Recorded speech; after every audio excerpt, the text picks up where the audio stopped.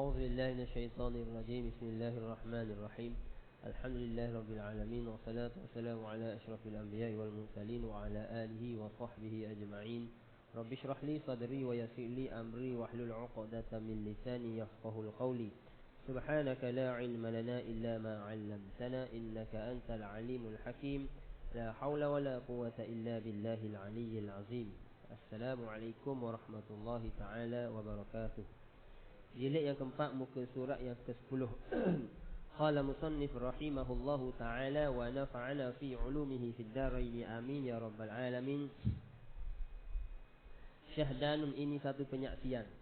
Kata Imam Al-Ghazali rahimahullahu ta'ala, i'lam annaka idza fahimta ma'na al-qabuli lam tushak anna kulla taubatin sahihatin mimma muhibbin fala budda أن تكون مقبولة. فالناظرون بنور البصيرة الصحيحة المستمدون أنوار القرآن علموا أن كل قلب سليم عند الله تعالى مقبول ومتمتع في الآخرة في جوار الله تعالى ومستعد لأن ينظر بعينه الباقية إلى وجه الله تعالى. Ketahui olehmu bahawasanya engkau apabila faham akan makna taubat yang diterima akan dia oleh Allah Ta'ala itu, lepas kita faham dah macam mana nak taubat supaya Allah terima, iaitu rukun-rukun dia, kalau membuat kena rukun dan syarat dia, nescaya tiada engkau syok lagi. Dah tak syok lah. Nah, macam kita sembahyang lah, kena syarat dan rukun, tak payah was-was lah. Sah lah sembahyangmu tu. Anda tak payah was-was lah. Sama ada pahala tu hati nak terima, tu cerita lain. Dari segi hukum fiqh, mu kena hukum dan rukun dan syarat, sah lah sembahyangmu tu. Tak perlu syok lah. Sah lah. Begitu juga dengan rukun taubat. Bila kita melaksanakan rukun-rukun taubat, tak perlu kita syok lah. Maka taubatmu tu sah lah. Gitu. Maka tiada engkau syok lagi bahawa tiap-tiap taubat yang sahih itu, bahawa tiap-tiap taubat yang sahih itu, maka tak dapat tiada, yakni mesti bahawa adalah ia taubat tadi yang sahih lah. Taubat yang sahih tu, yang syarat-syaratnya tu makbul, diterima. Jadi tak perlu kita syok dah apabila kita melaksanakan rukun-rukun taubat. Kena hak syarat-syarat yang dikehendaki oleh syarak, maka tak perlulah kita ragu lagi, was-was lagi. Sah kedok. Dah ayuhlah. Macam sembahyang tak, kena dah kita buat comel dah rukun dan syarat dia, jangan was-was lah. Sah kedok.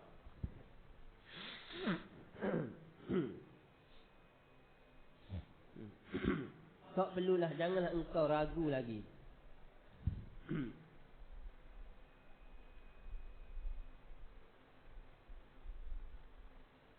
Maka segala orang yang menilik dengan nur mata hati, orang tengok dengan pandangan mata hati lah,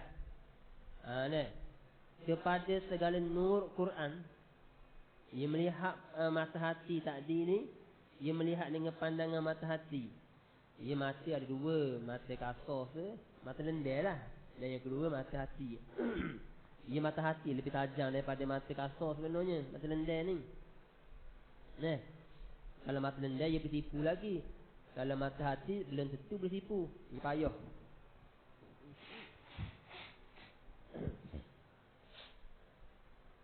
Jadi adakah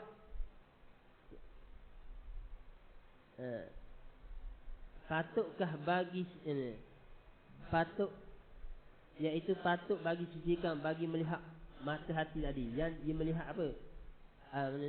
Maka segala orang yang menilik dengan nur mata hati, ia menilik tu kepada segala nur Quran, dia tengok cahaya Quran, yakni Quran yang iaitu seperti nur cahaya.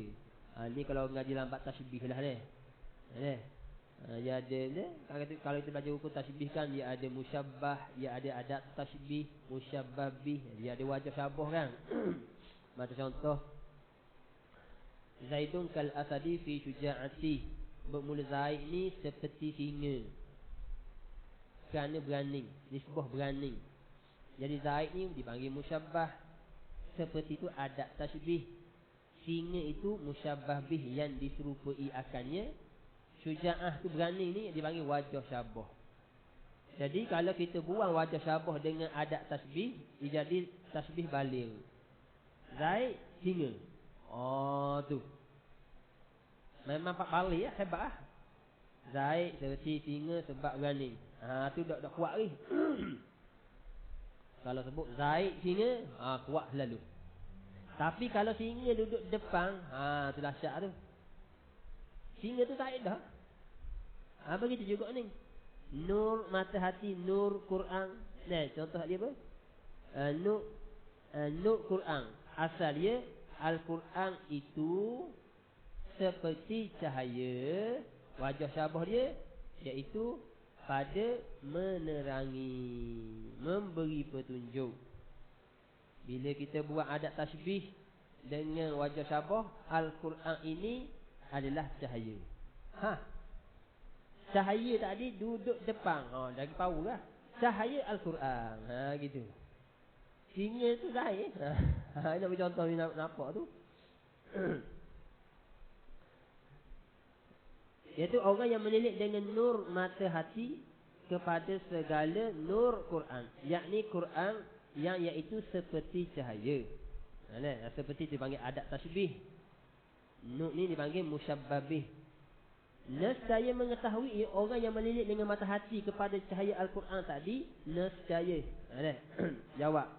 Nescaya mengetahui seorang tadi, orang yang melilit dengan nur mata hati tadi, patut bagi disediakan mengetahui akan bahawa tiap-tiap hati orang yang sejahtera daripada dosa itu makbul kepada Allah Ta'ala. Orang yang hati dia sejahtera daripada segala dosa itu, maknanya apa? Diterima kepada Allah. Bila kalau orang tengok dengan pandangan mata hati. Dan iaitu patut bagi disediakan. Dan iaitu patut bagi disediakan bagi melihat dengan mata hati yang disedia itu kepada zat Allah. Yang ni patutlah kita ni sediakan bagi melihat mata hati kita ni yang disedia itu. Mata hati kita yang Allah buka dah ni, melihat kepada zat Allah. Bukan melihat zat hakiki itu, maknanya syuhud lah.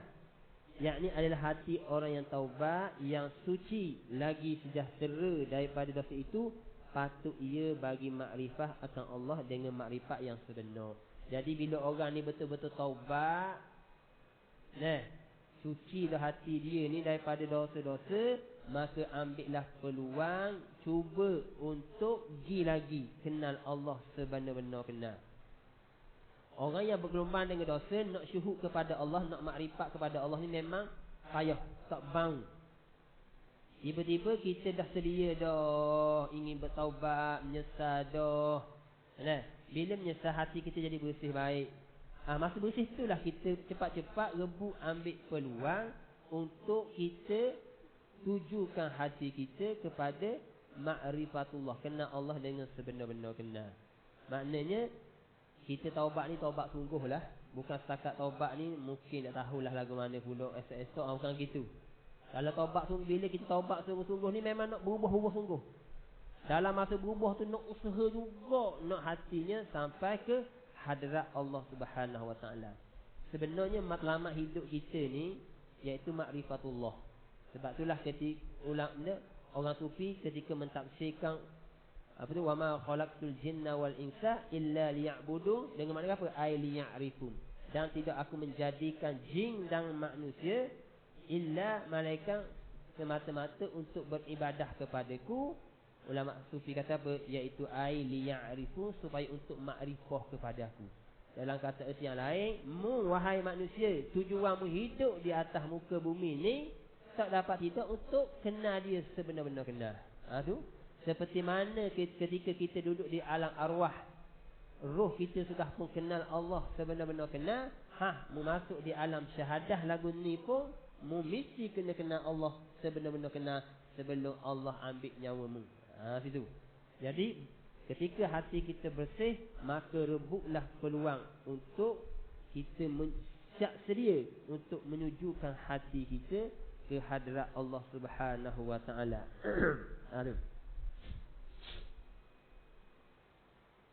Dan lagi kata Imam Ghazali rahimahullahu taala, wa alimu annal qalba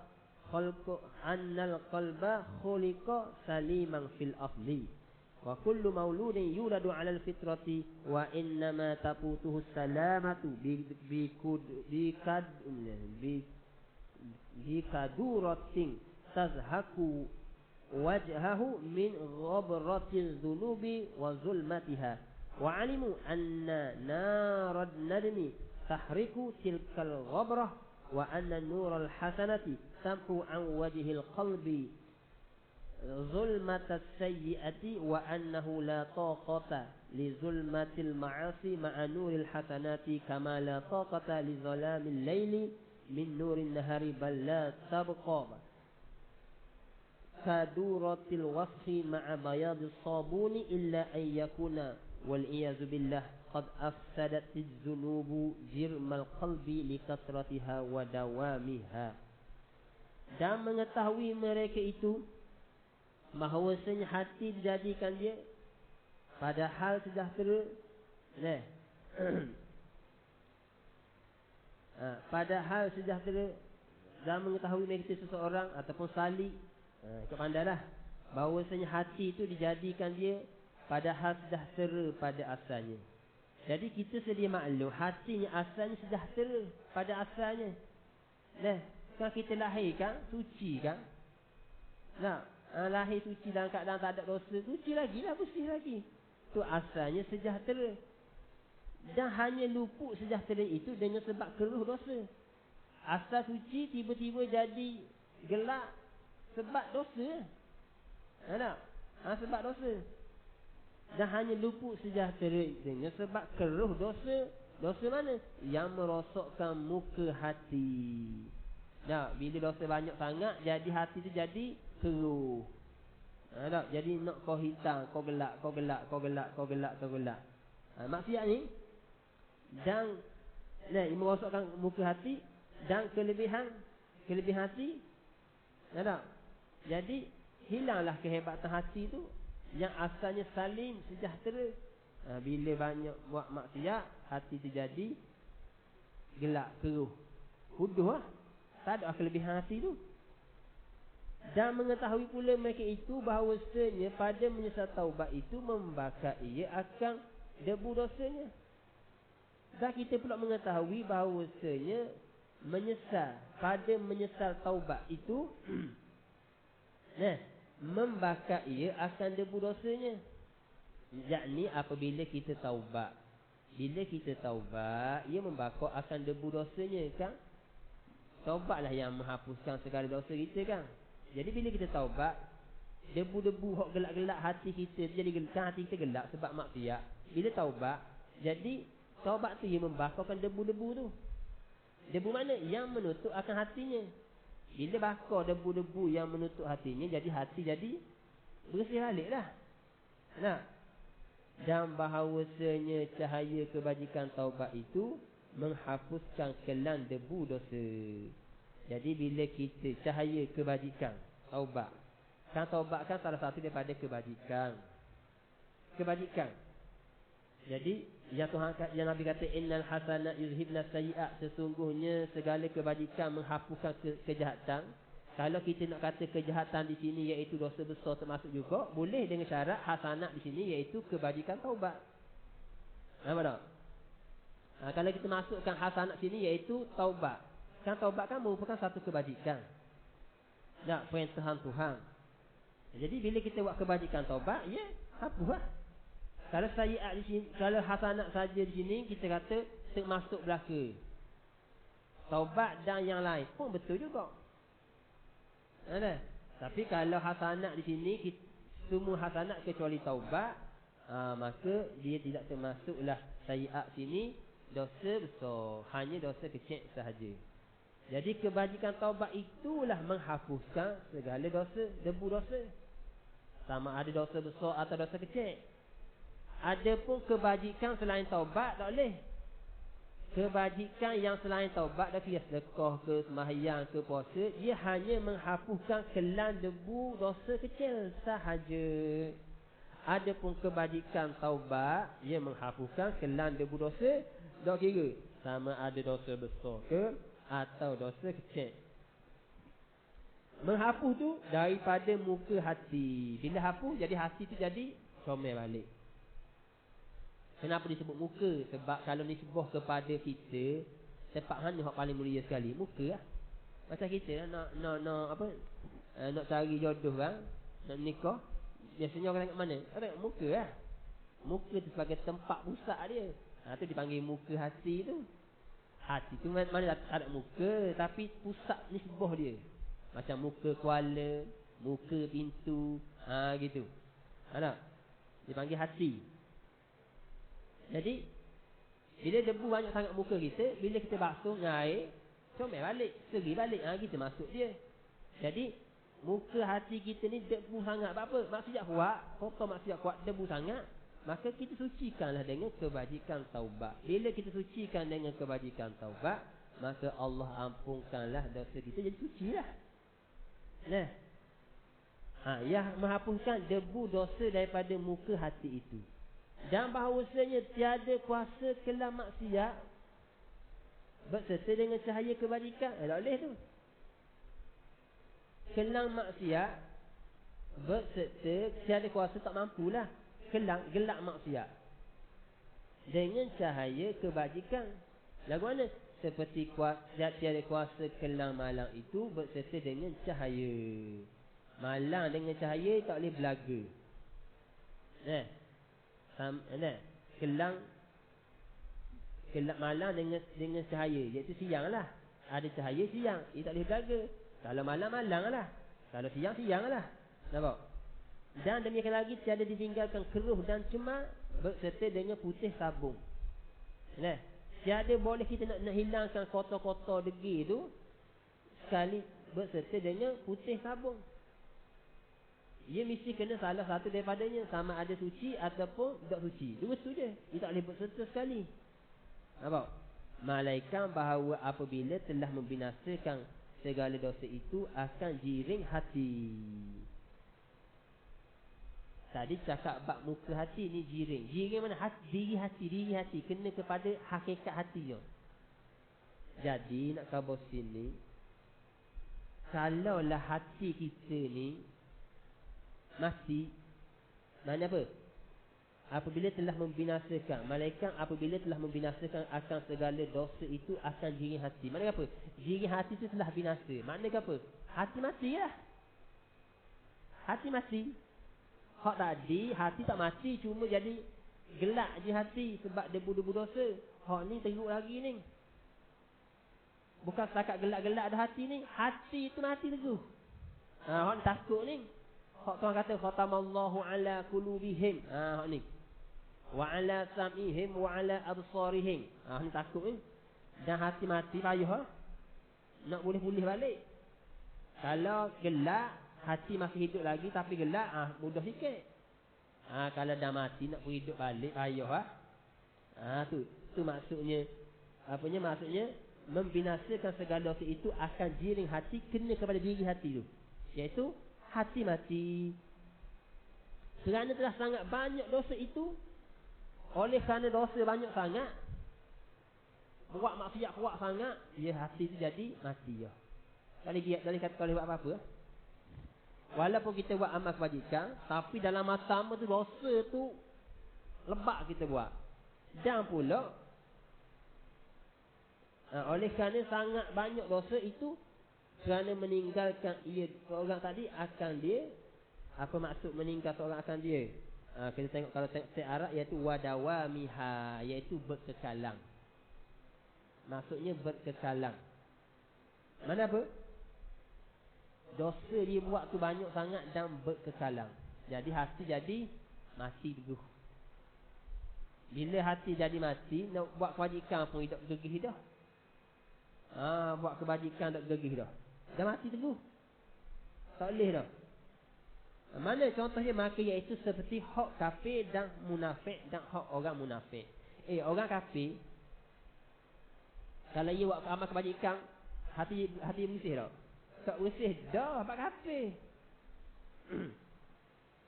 Dia bagi sedekah, tolong orang, ke jadi comel, hati dia kau bersih balik. Dia taubat, orang kafir, dia taubat, hati bersih tak? Dah hati dah. Tak ada dah. Dia kena hidup balik. Hidup dengan iktikad, dengan iktikad yang sebenar. Orang kafir dan orang munafik, apa jadi hati mati? Sebab dia ni kedudukan dia tiap saat, tiap detik mengekali dalam syirik kepada Allah. Tiap saat, tiap detik. Syirik. Itu hati mati ya. Tiap saat, tiap detik. Nampak tak? Macam kita ni orang Islam ni, ada masa buat maksiat, ada masa tak buat. Lagu tu je lah. Jadi hati jadi kau gelak. Tak pergi sampai ke tahap mati. Dah ni orang kafir tiap saat, tiap detik syirik kepada Allah. Kan? Tu panggil syirik tu sentiasa tu dipanggil dawam, berkekalan. Jadi orang yang berkekalan melakukan maksiat ni bahaya. Dia hati boleh pergi pada mati. Mengekali daripada maksiat. Contohnya mengekali daripada jahil, daripada ilmu fardu ain sebagai contoh.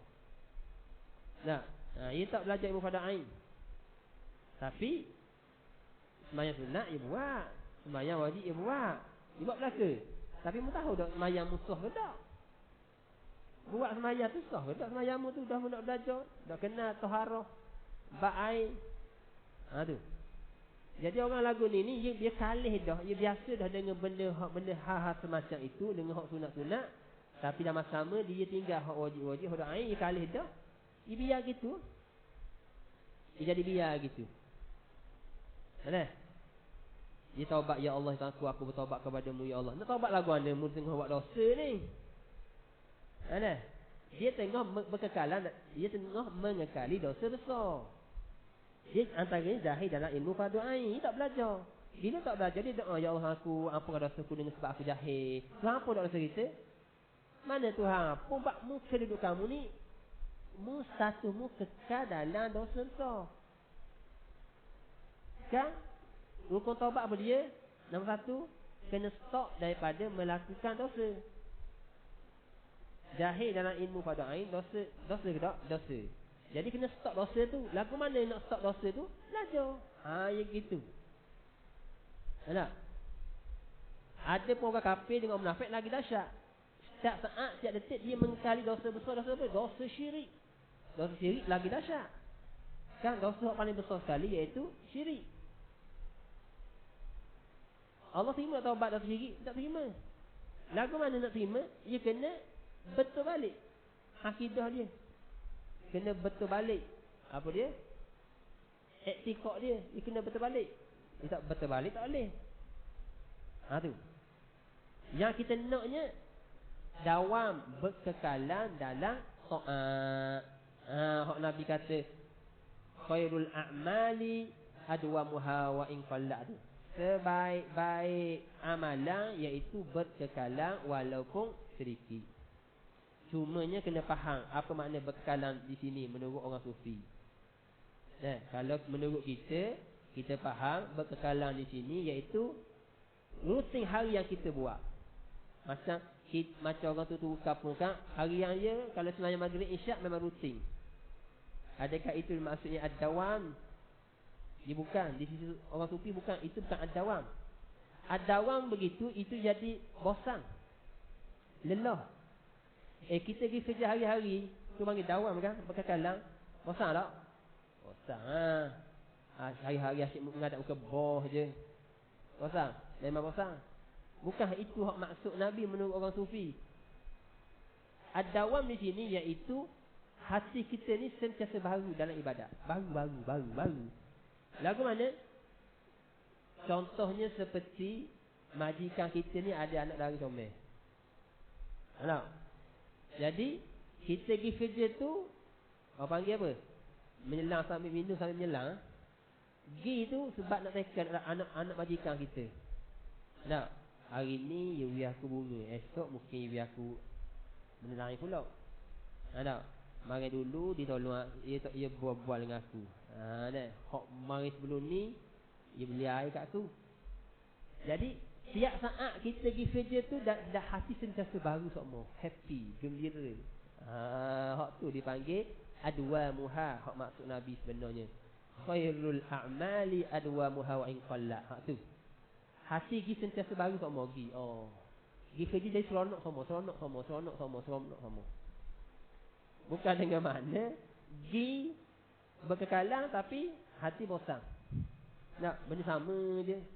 Bukan tu. Itu bukan hak maksud Nabi menurut orang sufi. Baik, kalau kita tak mampu nak adwamuha, berkekalannya amal ibadat, tapi jangan sekali-kali kita dawam dalam masalah maksiat, bahaya. Bila dawam berkekalan banyak melakukan maksiat, dia jadi mati. Dah mati kau payah dah mati kau Tuhan cok kau mata hati kita. Allah na'udzubillah minnas. Zaliklah seperti hak orang kafir dan orang munafik yang dihikayatkan oleh Allah Subhanahu wa taala, kalla bal rana ala qulubihim. Artinya tiada adalah dapat terang hati orang kafir itu. Rana. Orang Kelantan panggil benda berona. Tak berona ni mai sini perkataan dia ni. Bal rana jadi berona. Tak. Bos tiada ada dapat terang hati orang kafir itu, tetapi mengkelamkan dosa mereka itu atas segala hati-hati yang tiada masuk cahaya iman dalam hati. Dah orang kafir, hati mati, dah gelap dah. Dia buat amal ibadat ke taubat, dia tak terima dah. Tak terima lagu mana? Dah mati. Lagu mana? Kena hidup hati balik. Dengan hidup lagu mana? Dengan betul balik akidah. Kalau akidah tak betul, walaupun orang kafir buat amal ibadat, taubat, nangis macam mana sekalipun, tetap hati duduk lagu tu. Gelap-gelap situlah. Tak akan bercahaya selama-lamanya. Selagi mana akidah pegangan masih lagi salah. Habis itu dan lagi firman Allah Subhanahu wa taala. Wallahu a'lam. Bismillahirrahmanirrahim. Alhamdulillahirabbil alamin wassalatu wassalamu ala asyrafil anbiya'i wal mursalin wa ala alihi wa sahbihi ajma'in. Allahumma jam' hadza jam'an marhuma wa tafarruqna min ba'dihi tafarruqan ma'suma. Wa biyassir wa la tu'assir wa bitammin bil khair wa bala fil dunya hasanah fil akhirati hasanah wa qina adzabannar. Sallallahu ala sayyidina Muhammad wa ala alihi wa sahbihi wasallam. Alhamdulillah.